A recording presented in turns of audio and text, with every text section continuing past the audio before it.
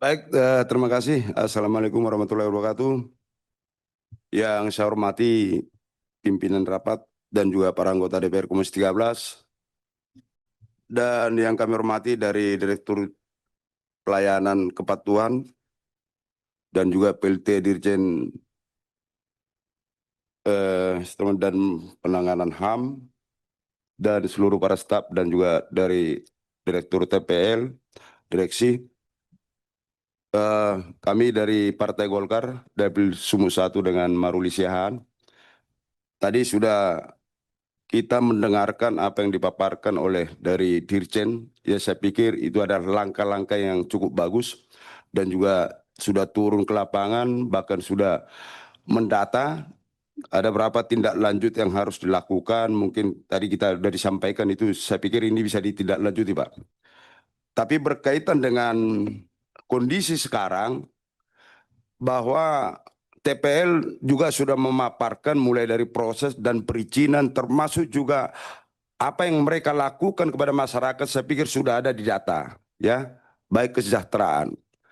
Dan yang bermasalah sekarang adalah unjuk rasa yang besar-besaran. Bahkan menyatakan tutup TPL, tutup TPL. Ini juga sebenarnya ini suara masyarakat banyak.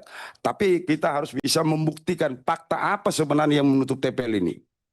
Ya, tadi sudah dipaparkan bahwa kerusakan lingkungan, belum juga ada yang menyangkut juga dan juga inkrah secara hukum tentang Undang-Undang Nomor 32 Tahun 2009.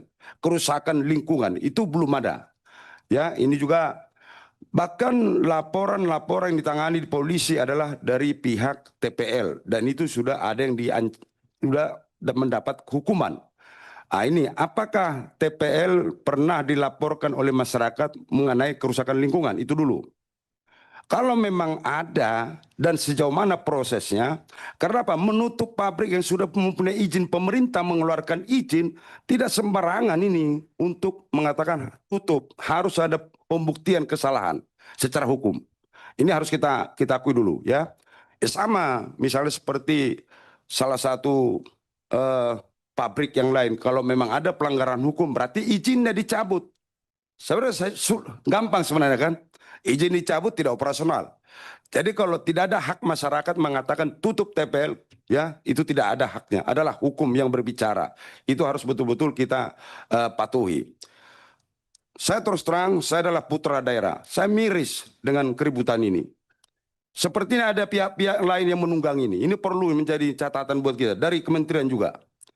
Ya, harapan saya dengan adanya TPL ini, saya pikir tadi apa yang disampaikan dengan berkaitan kerjasama dengan masyarakat, termasuk juga bagaimana membangun untuk kesejahteraan sudah dilakukan. Dan inilah keinginan kita, saya sebagai putra daerah, perusahaan yang ada di daerah itu sudah memberikan bantuan, berarti mensejahterakan masyarakat. Kemudian perlu juga kita ketahui sampai saat ini mungkin soal banjir, kerusakan Danau Toba, ini perlu dihadirkan untuk dari Kementerian Lingkungan termasuk juga ahli. Apakah berakibat banjir dan juga longsor adalah akibat daripada kehadiran oleh TPL? Ini harus ini karena ini yang dikomplain masyarakat. Dan ada 6 yang perlu diluruskan nanti dan mungkin menjadi kita sebagai anggota DPR RI pengawasan dan mungkin membentuk panja turun ke lapangan supaya bisa untuk apakah ada pelanggaran HAM.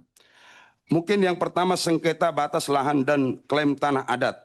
Sudah jelas dipaparkan bahwa belum ada yang menentukan memutuskan soal tanah adat, ya. Kemudian yang kedua, kerusakan lingkungan dan gangguan ruang hidup. Nah, ini kan terjadi benturan ini kan karena antara masyarakat mungkin masuk dan melakukan perbuatan, ya pasti kan benturan. Tapi kami harapkan dari TPL jangan terpancing, ya. Tapi kalaupun ada ditemukan melakukan perbuatan kejahatan, segera laporkan ke polisi. Itu mungkin langkah yang harus kita lakukan sehingga tidak terjadi konflik.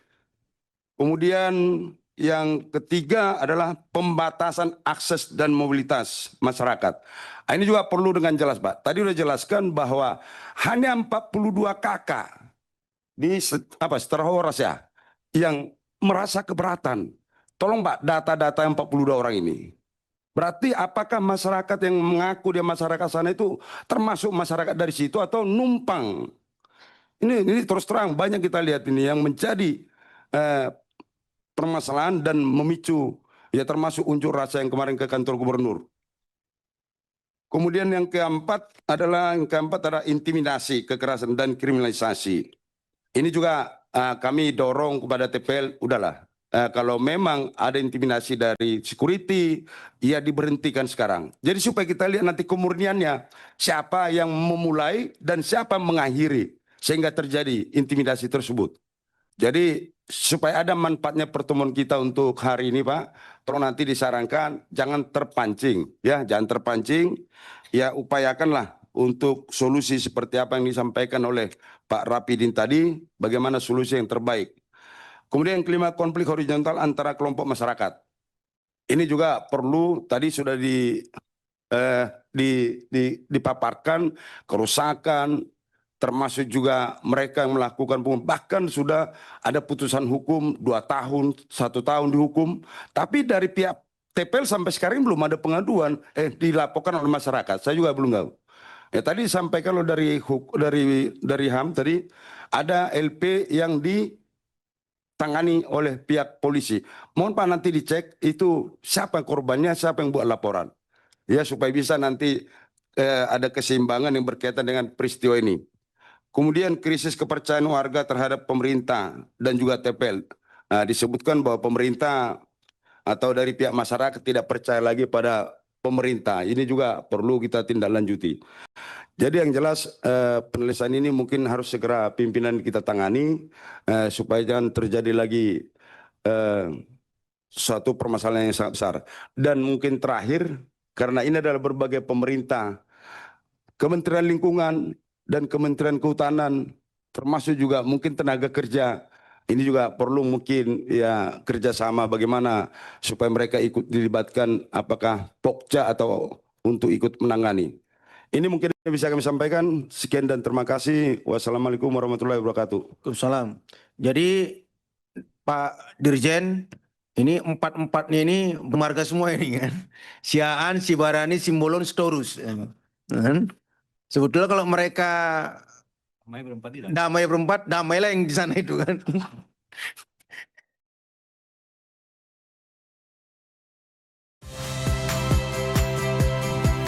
Saya Cynthia Rompas. Saksikan program-program Kompas TV melalui siaran digital, pay TV, dan media streaming lainnya. Kompas TV, independen, terpercaya.